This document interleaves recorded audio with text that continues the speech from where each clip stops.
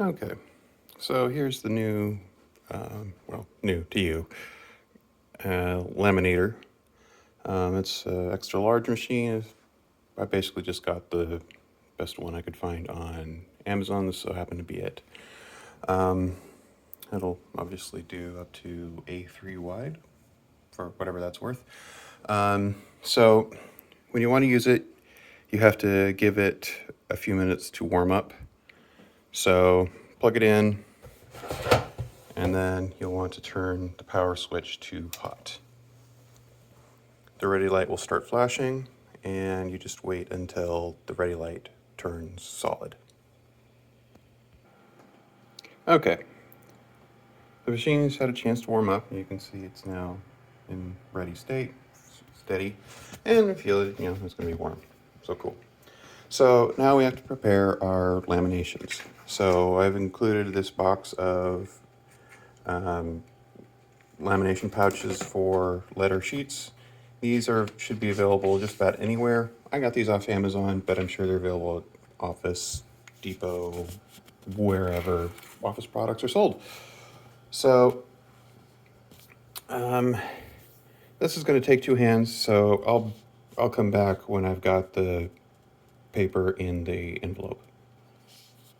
Okay. So one thing to note is that there's usually one edge, in this case it's this edge, that's already partially adhered. So trick is just aligning up your page with all the margins to get it looking even and such. So now that I've done that, this whole thing can go into the laminator.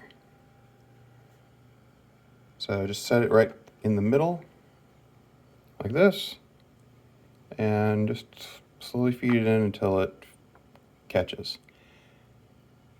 For best results, I have found that it helps to hold the infeed up just a little bit, like this while it goes through.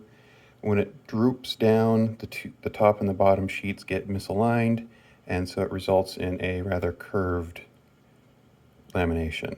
So just holding this up while it goes through seems to result in the best product.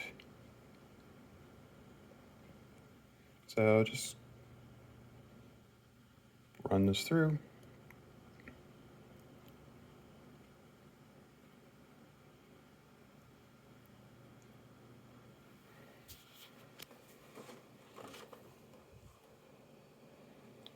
And here we go. We have a nice laminated reference guide.